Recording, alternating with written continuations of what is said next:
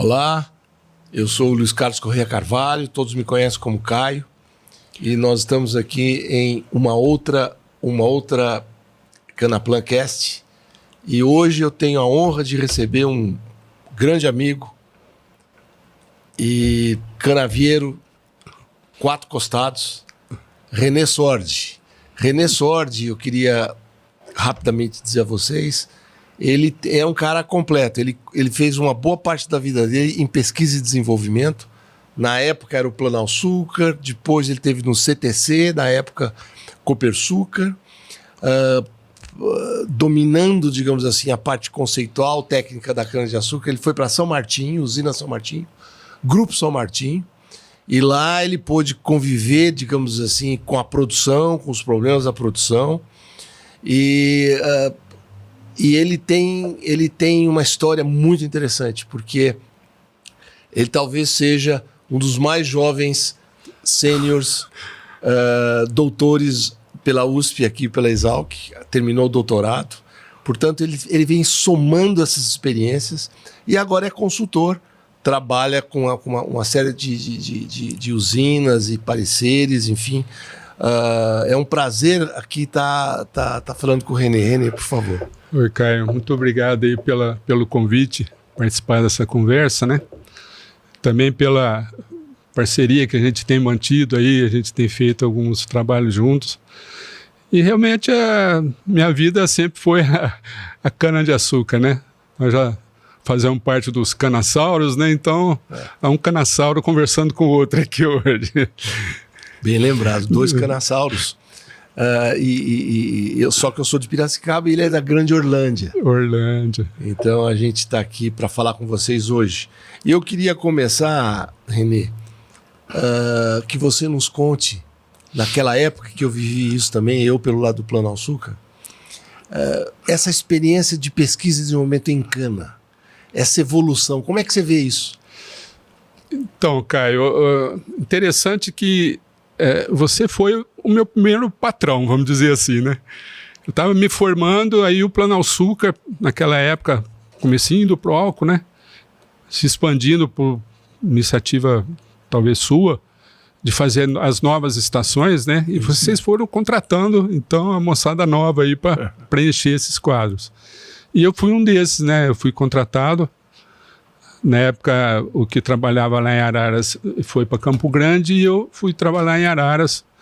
E para mim foi muito importante, que você se lembra que para financiar as novas destilarias do Proálcool, a Cenal, ela tinha que ter um certificado nosso lá, que a muda era de origem boa, tudo.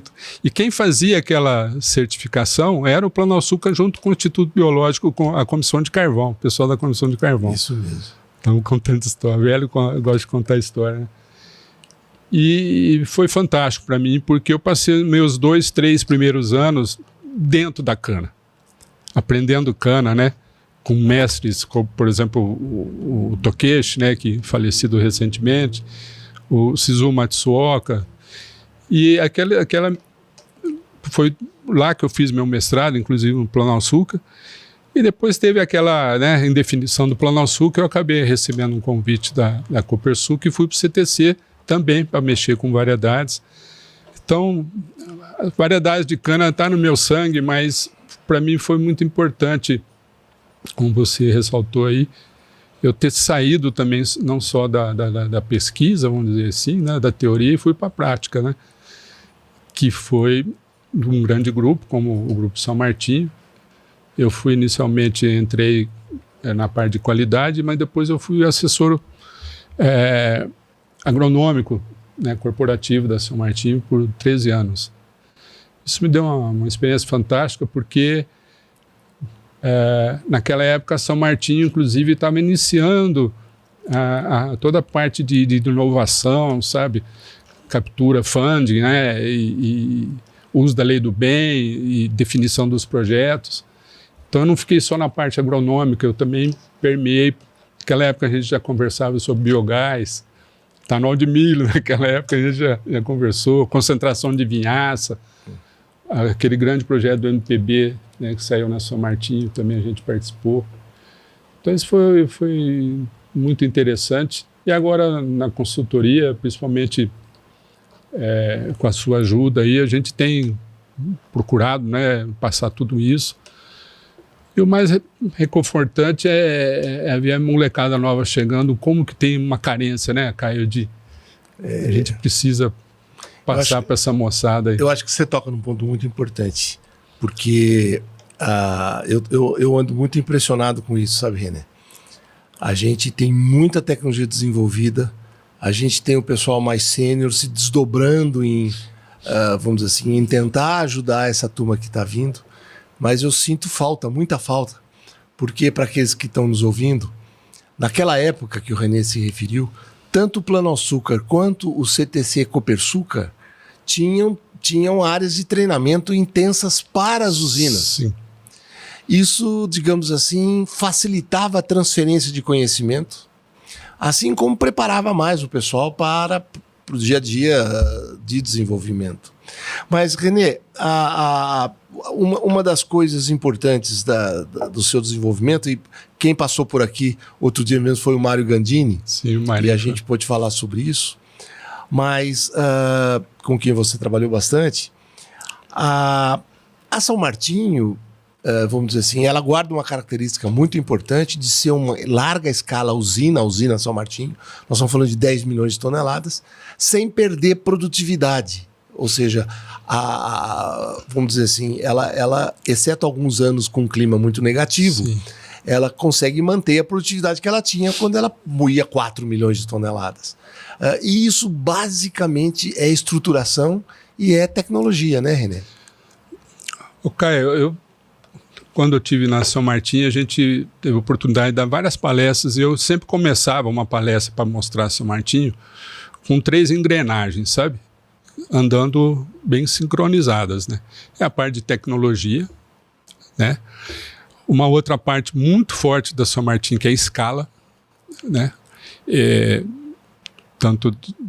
Isso você sabe melhor do que ninguém, que é muito importante. E a outra parte muito importante também, que tá uma atrelada à outra, que é produtividade e rendimento operacional e custo baixo. Essas coisas engrenadas, né, dão um resultado fantástico, né? A gente pôde perceber isso. Esse ponto é importante, sua experiência, pelo seguinte, eu também não disse na abertura, mas o René lidera um grupo forte, grande de irrigação. Sim. E irrigação em cana. E nesse grupo, René, você tem muita experiência, vê muita experiência, e eu acho interessante você comentar, porque é importante falar para o nosso pessoal. Nós temos que expandir verticalmente e horizontalmente. Tanto verticalmente quanto horizontalmente, René, a gente vai ter que partir para áreas novas. E nessas áreas novas o nível de déficit hídrico é muito alto. Sim. Então a irrigação é essencial. Da mesma forma como a irrigação nas áreas tradicionais, até com esse fantasma das mudanças climáticas, começa a pesar demais. Conta um pouco dessa sua experiência de irrigação, porque tem a ver com o resultado e com o custo, e o setor, sim, de alguma forma, René, sempre foi um pouco resistente para a irrigação. Então, eu acho que a gente tem conversado em várias ocasiões, palestras, nas minhas consultorias, essa necessidade da gente amenizar, vamos dizer assim, o efeito do clima. Nós somos reféns do clima, né, Caio? Exatamente. Então, eu até brinco, viu, René, que o clima é o sócio majoritário da usina. Essa volatilidade, essa instabilidade de produtividade e, consequentemente, da produção de cana e de etanol e de açúcar, isso não faz bem para ninguém, né? É complicado na parte de custo, é complicado na parte de planejamento, orçamento, tudo, né? E até uma programação a longo prazo. Então a gente tem que mitigar essa variabilidade da produção. Isso é uma das coisas... E infelizmente a gente também tem conversado muito sobre isso, que é essa estagnação da produtividade, que a gente vem sofrendo aí. Então, tem vários motivos. O clima a gente já falou, tem que ressaltar que talvez seja o principal, Mas teve outros fatores, né, que nos levou a isso. Talvez depois a gente possa até voltar nisso aí. Mas com relação ao clima e ao aumento de produtividade, a gente tem o grupo que você citou, é o GIF, que é o Grupo de Irrigação e Fertirrigação em Cana, né? Eu estou o presidente, como a gente deve sempre se referir.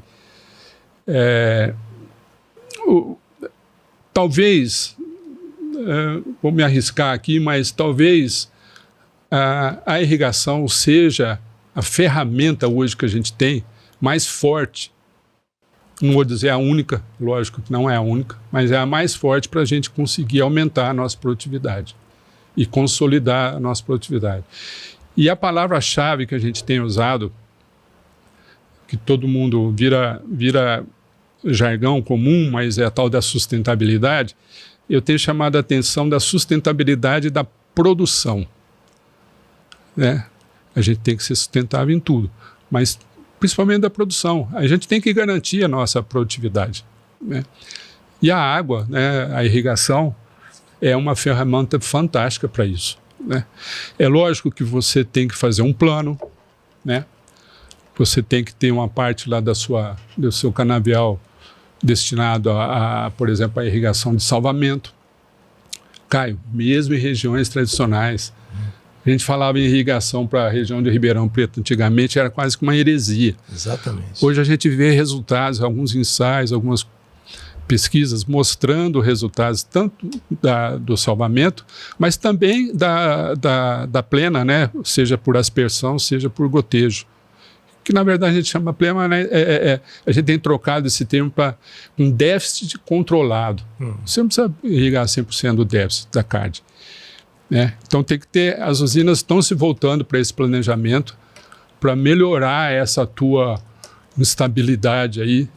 Caio, o ano passado, né, a safra fantástica que nós tivemos, com muitas usinas operando, a região de Araçatuba operando com quase 100 toneladas por hectare, nós nunca tínhamos visto isso.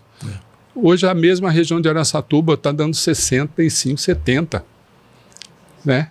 Deu, né? Essa última safra agora.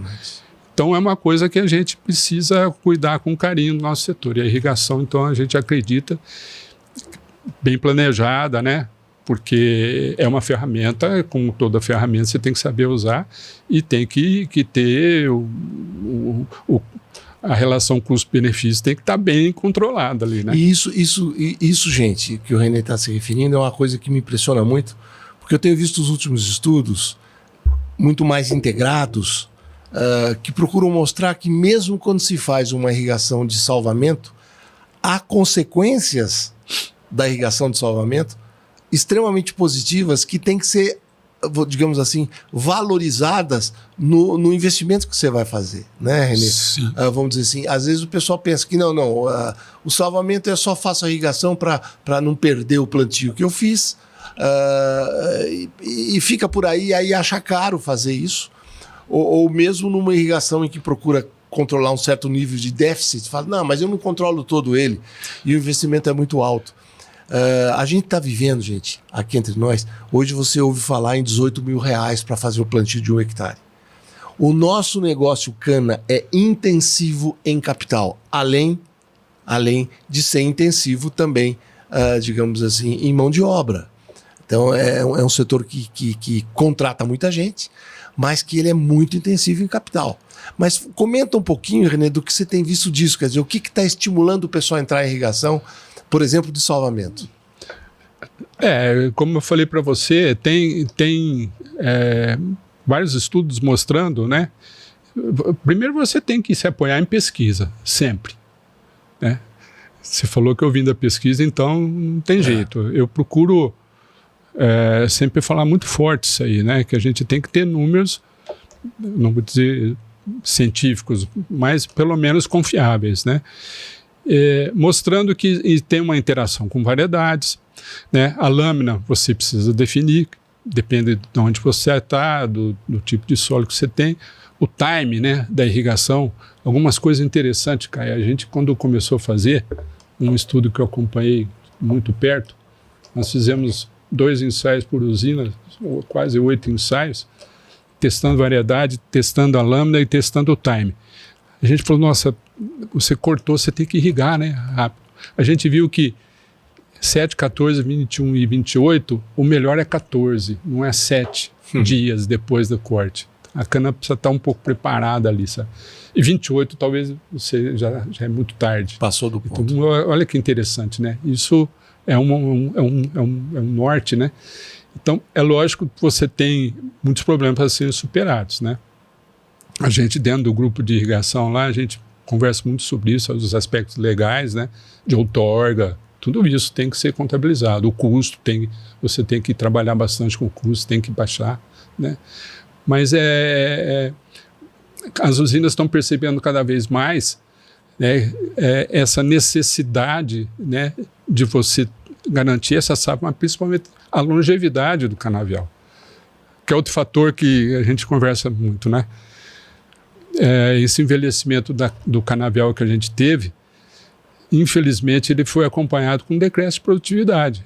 O melhor dos mundos é você ter uma longevidade com produtividade. Exatamente. Isso a irrigação proporciona. Esse ponto que o René comenta com vocês, e eu queria voltar a um aspecto relativo ao grande conhecimento que ele tem na área de variedades. Gente, é impressionante como a variabilidade é enorme. Você tem uma diferença, digamos assim, do ambiente de produção com a irrigação, e você tem uma variabilidade enorme entre variedades. Umas respondem, outras nem tanto. Eu lembro que eu conversava com o Marinho e me dizia, Caio, a irrigação do salvamento tem umas variedades que não respondem. Tem outras que respondem muito bem. Sim. Então, é um campo, quando o René fala de ciência, gente, é a grande expectativa que tem o mundo do que o Brasil fez com seus trópicos em ciência. E a cana-de-açúcar é uma cultura de trópicos.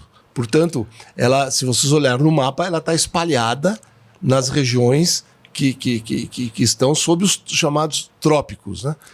E aí você tem uma variabilidade imensa que tem a ver com a condução da lavoura, que tem a ver com a variedade. Mas o que eu queria te ouvir é o seguinte, René. Você acaba de fazer um doutoramento e você trabalhou essa questão. Comenta um pouco sobre isso.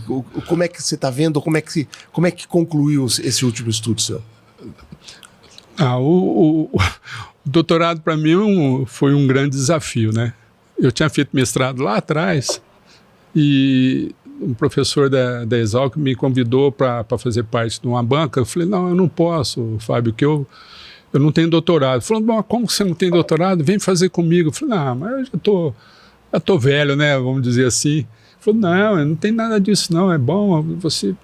E aí eu topei e comecei o doutorado, né? E logo depois veio a pandemia, né? A famosa divisor de águas nossa aí, histórico, né?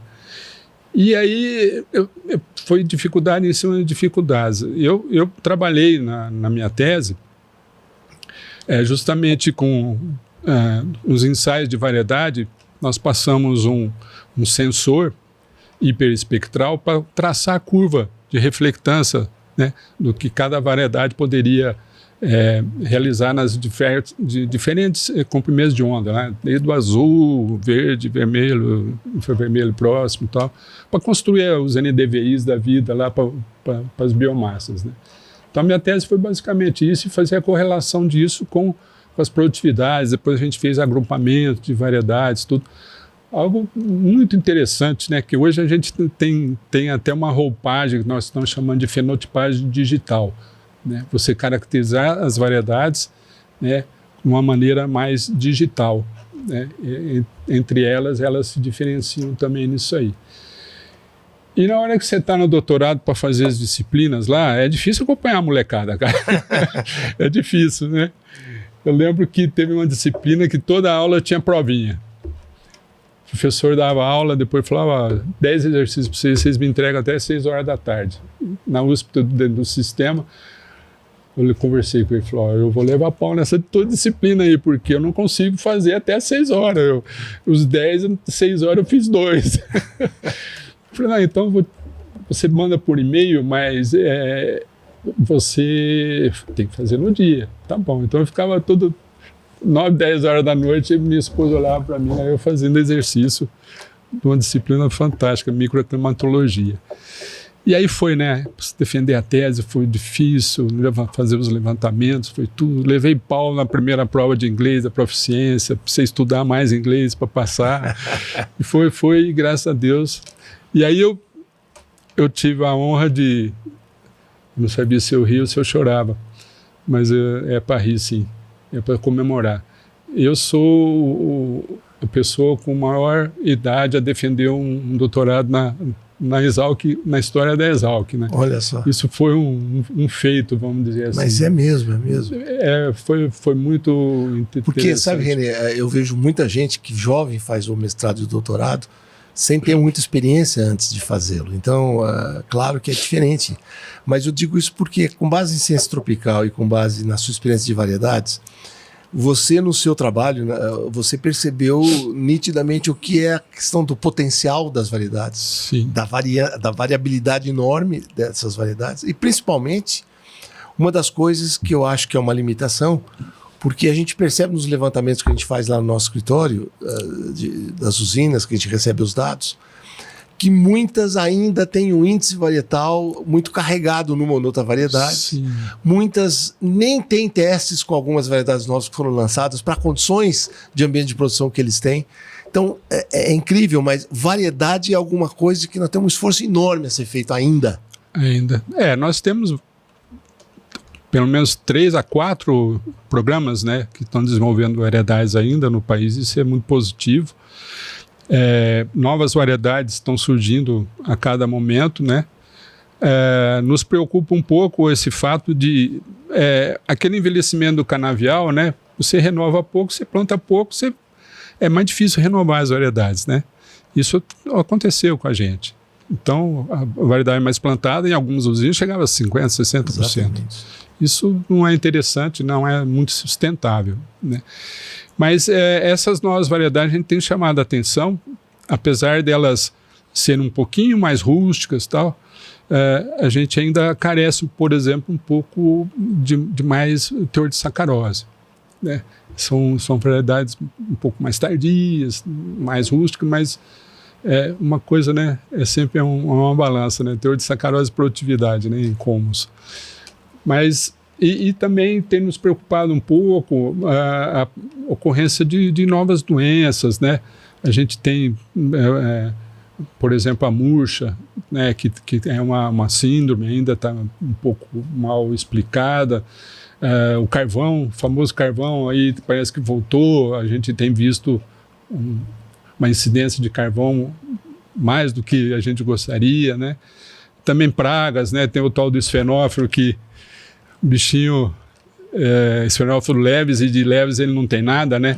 E algumas usinas... Esfenófilos pesados. Né?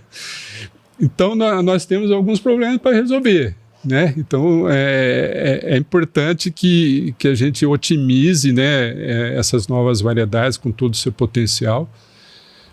Então...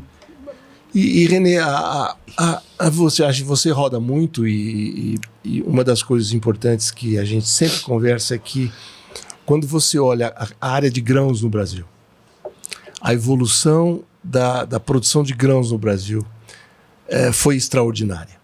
Sim. Soja, agora o milho numa evolução extraordinária e outras culturas. E, na verdade, quando a gente examina os estudos da Embrapa e do IPEA, indicam que o Brasil tem uma taxa de ganho de produtividade total de fatores anual acima de 3,3%. E o mundo anda com 1,5%. Então a gente é mais do que o dobro do que o mundo faz em termos de produtividade anual, né? Acumulado.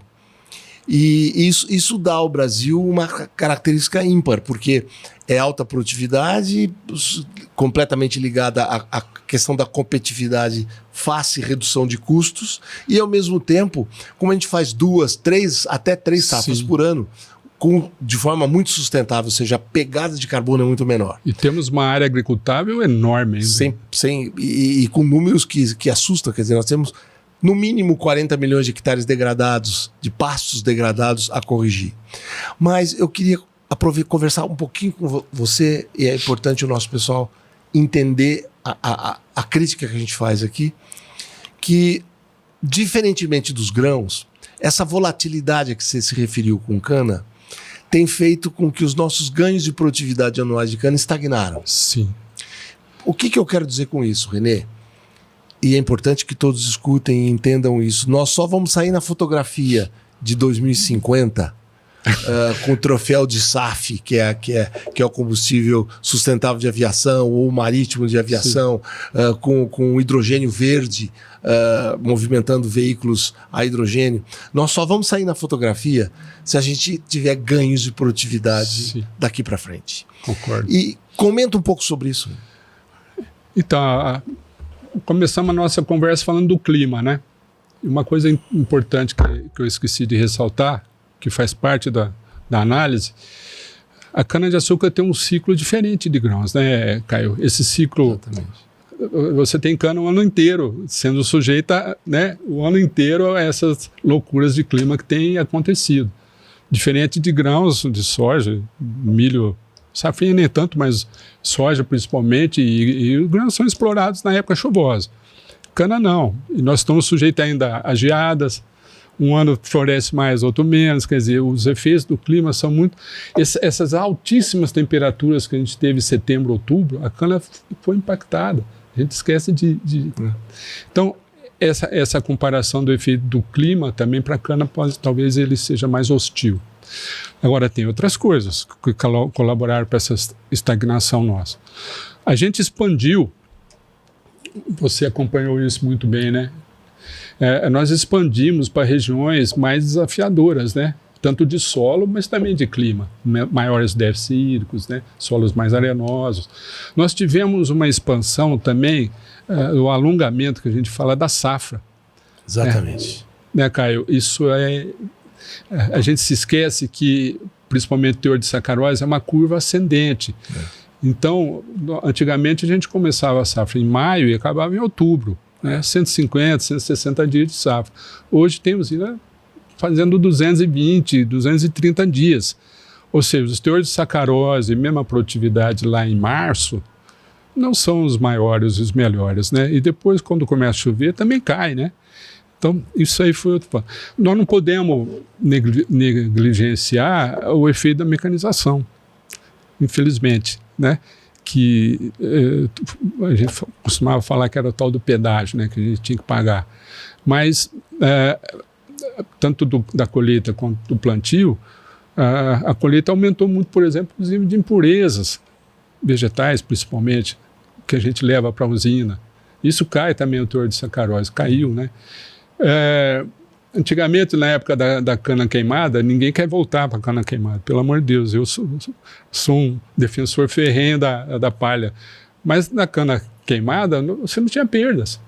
Lembra dos bituqueiros que o pessoal ia lá e catava tudo, né? Nós não tínhamos perdas. Hoje as perdas existem, né? Isso tudo foi... Nós tivemos... falamos aqui o aumento de pragas, né, de doenças, né? Esse envelhecimento do canavial, existe uma correlação fortíssima. Esse número está bem fresquinho na minha cabeça.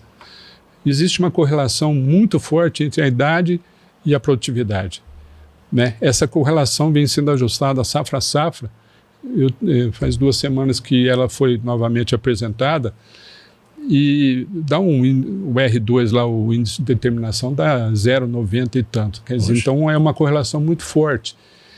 A cada ano que você acrescenta, por exemplo, se a usina tem 3,3, 3,4 anos de idade média, ela passa para 4 pouco, cada ano você perde 7,5 toneladas só nessa correlação.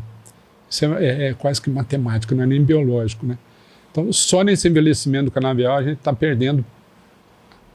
Tem usinas que praticam mais de 4 a idade média, né? Então, tudo isso somado, né, foi essa pouca renovação, o alongamento, o envelhecimento do canavial que ocorreu, fez com que essa produtividade ficasse estagnada. Agora, nós já falamos da irrigação. Aí a gente tem que falar também, que talvez seja importante, né? A gente não pode ficar só no aspecto negativo. Nós tivemos várias mudanças, né, Caio, recentes aí no nosso setor. Por exemplo, o uso, né, de tecnologias digitais, né, coisas fantásticas, como que cresceu, como, né, os controles, né, os COAs da vida aí. Isso é uma coisa muito, muito legal que aconteceu. Na parte de nutricional... Quando ele fala de COA, gente, ele está falando que hoje tem centros operacionais que controlam toda a movimentação de máquinas, caminhões e tal, e vai apontando aonde não deve fazer, o que deve fazer. O que está acontecendo é que a cada ano se reduz o número de máquinas e de caminhões. Sim, e os controles a nível just in time, né? Online, vamos dizer assim. Então, eu estava falando do que aconteceu de novo no setor. E uma das coisas que eu acho que um dos avanços, podemos dizer assim, muito forte, foi na parte nutricional. Se a gente pegar os 3 principais nutrientes, aí, né, os macros, nitrogênio, seria ótimo se a gente conseguisse, mas alguns usinas já estão fazendo parcelamento. Né? A gente, como técnico, né, agrônomo, você não vai acreditar que uma cana cortada lá em maio, abril e adubada, na hora que começar a chover em setembro, aquele nitrogênio todinho vai estar lá. Não está. Né? Então, esse parcelamento no cana do começo de safra, a suplementação que é feita no verão, também é algo antigamente era impensável. A pulverização em área de cana era proibida, né?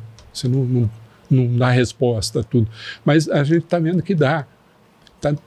Isso o pessoal da soja, dos grãos, nos deram uma grande lição. É uma boa luz. Por exemplo, o fósforo, né, que é o nosso... um dos fatores principais de produtividade.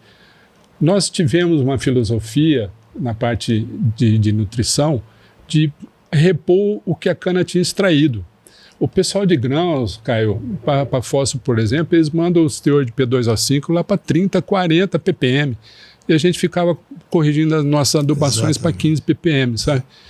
Então, sem criticar, né, mas a gente mudou um pouco, né? Isso aí nós falamos hoje em condicionamento de solo, né? Fosfatagem, algumas coisas que antigamente a gente não pensava. E com relação ao potássio, veio aí a vinhaça localizada. Usinas que faziam uma aplicação de vinhaça só no entorno, que o custo era impeditivo, estão levando essa vinhaça para mais longe. Com níveis de potássio... Então, fantásticos, né? Que... está entrando com forços biológicos, né, para ajudar tudo isso. Por exemplo, tem solubilizadores de nitrogênio e fósforo. O pessoal está usando para valer, né, azospirilo e algumas outras coisas. Então, toda essa parte nutricional eu fico muito animado, né, com essa mudança que está tendo no setor de cana. Eu queria aproveitar isso que você está dizendo e confrontar com a realidade que a gente já começa a enfrentar da safra que vem. Safra 25-26. O que é que está acontecendo? É importante que você possa colaborar com quem está nos ouvindo e que está agora justamente naquele momento em que tem que tomar algumas decisões importantes. Pois bem, o tempo de olhar se a cana ia brotar ou não depois da chuva já passou. Então, o que o pessoal está vivendo agora, René? O pessoal está olhando para a linha da cana, ele vê uma cana atrasada, pequena, aí ele vai andar na linha e vê falhas e falhas. E aí vem para a cabeça dele, olha, eu conversei com a empresa A e B, eu tenho que fazer uma aplicação aérea para ser foliar com nutrição, eu preciso olhar como é que eu faço isso. E tem os produtos biológicos que ajudam muito, que é um outro ponto também a ser realçado, os bioestimulantes e coisas desse tipo. Todo mundo está pensando que eu vou aproveitar, se Deus quiser, um bom dezembro, como foi bom novembro, um bom dezembro de chuvas. Quem sabe com o verão eu possa já tentar fazer com que essa cana alongue mais depressa ou esteja em condições melhores para março, abril do ano que vem. Fala um pouquinho sobre isso, René. Eu acho que esse é um ponto hoje muito importante. Importante, Caio. Bom, o que a gente tem visto é que existe novamente... nós temos uma região de cana muito grande, né, do Centro-Sul. Então, ela não está uniformemente afetada, vamos dizer assim. Tem algumas regiões que a cana não sofreu tanto, né?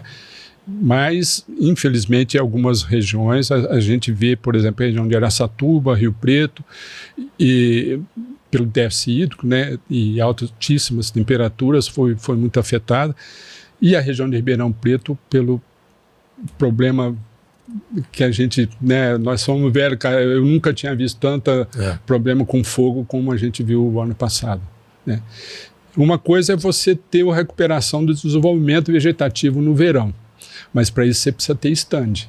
Exatamente. E a cana, infelizmente, em algumas regiões, não só pelo fogo, né, mas também do jeito que foi o clima, ela está um pouco falhada.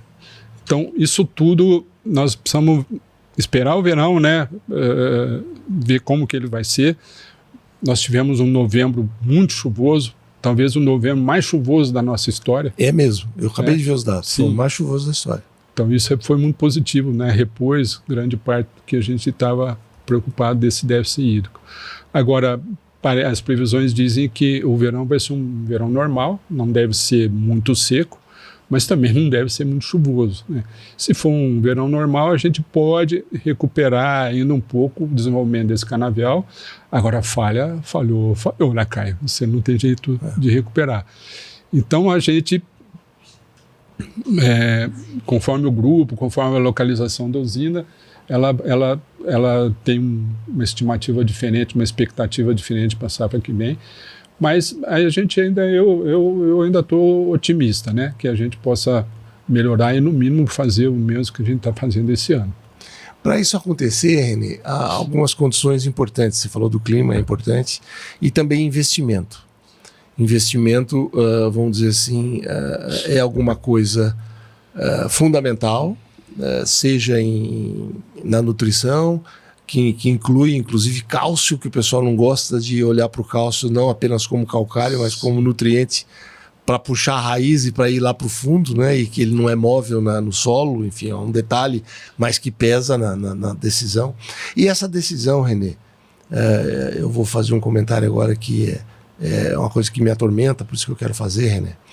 Essa decisão de investir também guarda relação com o que está acontecendo no país. Sim. Você olha para o país, você vê o Brasil se perdendo em gastos públicos, o déficit público cresce, a inflação volta a crescer, os juros voltam a subir. O ano que vem vai ter mais Selic, nós vamos chegar talvez a 15% ou mais do que 15%, e o pessoal começa a ficar resistente para investimento.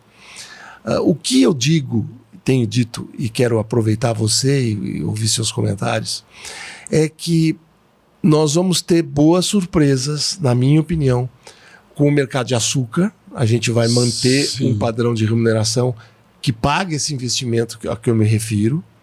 Número 2, a lógica de você fazer uma safra mais açucareira, com níveis muito mais altos para açúcar, e como eu vou fixando o preço, eu posso produzir mais, mesmo que caia o preço, mas eu já estou fixado, aquelas usinas que fazem isso e que deveriam estar fazendo, né? Me salva o lado da margem do açúcar, que vai ser, René, provavelmente 51,5% de toda a cana processada o ano que vem. Como é que vai fazer com o etanol? Pois bem, o milho aumenta 1,5 bilhão desse ano para o ano que vem. Então, a gente se ajusta com essa integração cana-milho. E aí, quando a gente começa a conversar sobre dar segurança para o pessoal para investir, eu acho que 2025 vai ser um ano bom para a agricultura. Vai ser um ano bom para a agricultura. Do ponto de vista de clima, neutralidade, ou seja, não é El Niño, não é Laninha, neutralidade, nos dá um pouco mais de expectativa de um ano normal. E os preços têm a característica que, quando você parte muito mais para essa linha, você também tem um certo suporte do preço do etanol, até de algum modo suportado pelo último relatório que eu vi, no qual o preço do petróleo deve ficar em 74, 75 dólares o barril todo o ano de 25 na média. Então tem suporte para isso. Mas de qualquer forma, eu volto à questão, René, é momento de investir, não é? A gente conversava com os acionistas de algumas empresas e o momento de crise ele não pode ser encarado simplesmente como você abaixar a cabeça e sujeitar ela, né? É a hora da reação, do investimento, né? Na hora que você estava falando, eu tô lembrando aqui que tem a Índia, né, que ela atua tanto... agora vai ser um diferencial também para o etanol. Sem dúvida. Esse aumento que teve, né, de uso de cana para etanol. De uso de cana para etanol. Eu tive a oportunidade de conhecer a Índia em 2018. A gente foi lá ver, e naquela época foi o contrário, né? Ela passou a até exportar açúcar, né? Que nunca fazia. Ela voltou a exportar. Então, ela é um fator interessante. Então, se a Índia entrar realmente no etanol, para fazer lá o E20 deles lá, isso vai ser muito importante para a gente, para equilibrar de novo, né, os nossos preços. Você conhece isso melhor que qualquer um, né, Caio? Agora, a gente sempre falou, né, nas nossas consultorias, tem algumas coisas que você não pode deixar de fazer, né? Plantar cana, né? Cuidar do canavial, principalmente mato. Você deixar 1 ano a cana no mato para você recuperar isso é difícil. Esse impacto você vai sentir, né? Não pode descuidar, por exemplo, do tal do esfenófilo, né? Você tem que dar uma atenção especial para controle desse danado, que infelizmente é químico ainda, né? Tem uma expectativa que isso apareça algum fator novo aí, tanto biológico como alguma variedade transgênica e resistente a esfenófilo, mas por enquanto a gente tem que gastar com químico para controlar esse bichinho aí. E tem todo aquele investimento necessário de nutrição, que a gente falou que é importante, né? Suplementações, tudo isso, né? Então eu também acho que a nossa cultura tem essa particularidade, né, ela aguentar essa montanha-russa que a gente vive aí, né? A cana tem um poder de reação muito rápido, né, Caio? Eu acho que é isso mesmo. É uma das coisas que sustentam a cana. Ela é rústica, ela é resiliente, então ela aguenta muito desaforo, de qualquer modo. Mas, René, de qualquer modo, vamos dizer assim, nesse novo mundo que a gente está vivendo, cada vez mais, para um país como o Brasil não tem condições de estar subsidiando a agricultura nos moldes como é feito nos Estados Unidos, ou na Europa, ou na China, ou na Índia. A Índia hoje, René, é quem mais subsidia e vem aumentando o subsídio. Isso, né? Então, você usou uma referência importante, de fato. Eu me lembro, anos atrás, eu tive algumas vezes lá, que era para tentar acordá-los para o etanol. Só agora que eu me lembro sempre daquela velha frase do Victor Hugo, que diz que nada como uma boa ideia que encontra o seu tempo, né? O tempo chegou.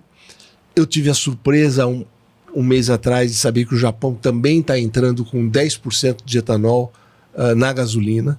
Então as coisas estão evoluindo. Eu acho que o combustível de aviação, vamos dizer, encontra no Brasil, na integração na integração milho-cana, cana-milho, um potencial enorme de aumento de oferta, e produzir o ano todo. Isso dá a essas plantas flex uma característica completamente nova, muda o jogo de uma forma dramática, eu diria. Isso a gente está vendo com grandes grupos entrando, além do pessoal do milho chegando. Então isso tudo anima do ponto de vista de perspectivas. Mas, vamos dizer assim, para a safra entrante, se você... Como é que você vê uma preocupação que eu tenho? E aí eu me lembro do nosso comum amigo Newton de Gasperi, que diz que, Caio, se não tem muda, se não tem capricho, não vai. Mas o nosso temor, René, é que vai ter pouca muda, vai ter muita falha, tem muita gente querendo fazer replantio para corrigir falhas muito grandes, e a gente vai estar comendo cana que seria comercial, que ia fazer açúcar ou álcool, e vai virar muda. Sim. Isso é um outro impacto para a safra que vem, não é? Sim, o efeito dos incêndios que teve em algumas regiões, algumas usinas, é desalentador, né? Tem muita gente que simplesmente conversava com o pessoal aí, e falou, acabou a nossa muda, não tem mais muda. Zerou tudo lá com incêndio. Exatamente. Né? Então, de setembro a fevereiro, março, você não consegue. Não chega, né? Então, vai ter no mínimo, um consumo maior de cana para destinado ao plantio. Mas é importante que a gente consiga sustentar esse plantio, né? Esse aumento o pouquinho que teve de aumento de cana já, a gente precisa continuar, né, Caio? A renovação para diminuir um pouco esse envelhecimento do canavial, para usar mais variedades novas, mais recentes, né? Isso tudo, eu acho que o impacto vai vir, né? Mas, como você falou, a resiliência vai mostrar que grandes grupos, agora nós precisamos, você já citou aí, um pouco mais de estabilidade na parte de políticas públicas, tudo isso aí, né? Isso que você diz é muito importante, gente. O René tocou num aspecto que eu volto a falar da irrigação porque é forte isso. Uma das características que a gente observa na evolução do setor foi, às vezes, uma expansão horizontal maior do que aquilo que se pretendia, porque aumenta a distância, aumenta o custo de transporte, aumenta essas coisas, é um aumento de custo. Sim.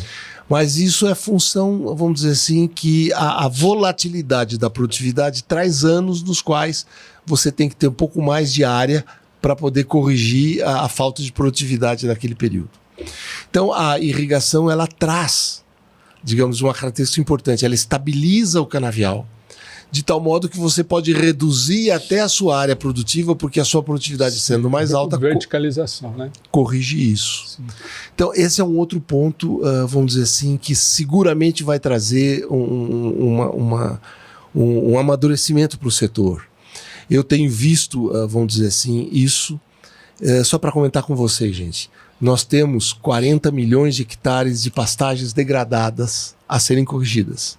Isso virá com financiamento a juros muito mais confortáveis, digamos assim, né? Isso vai ser para grãos, vai ser para cana, vai ser para o que for, né? Mas a cana tem grandes possibilidades nisso, inclusive em novas áreas, onde há água disponível para isso.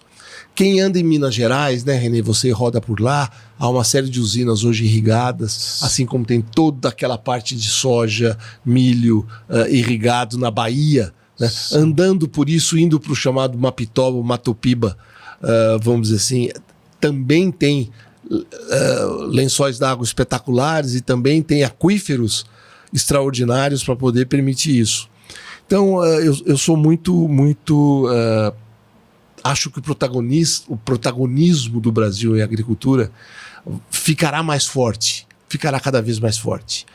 E a gente vai ter que enfrentar um mundo fragmentado, um mundo protecionista, além de populismo, isso tudo, nós vamos ter que estar preparados para isso. Mas, nitidamente, você cita um ponto que me preocupa. A gente tem visto uma série de aprovações, o Congresso Nacional tem feito um trabalho, René, extraordinário. A Frente Parlamentar do Agronegócio é espetacular. Sim. A gente aprovou uma série de novas leis para biocombustíveis, também outras leis voltadas à questão da agricultura. E a gente vai ter que fazer a regulamentação com muito carinho, com muito cuidado, porque o mundo com a insegurança alimentar e na transição energética vai precisar do Brasil. Então eu queria ouvir seus últimos comentários, René, sobre como é que você vê essa transição. Eu tinha até anotado aqui na minha colinha, vamos dizer assim, né?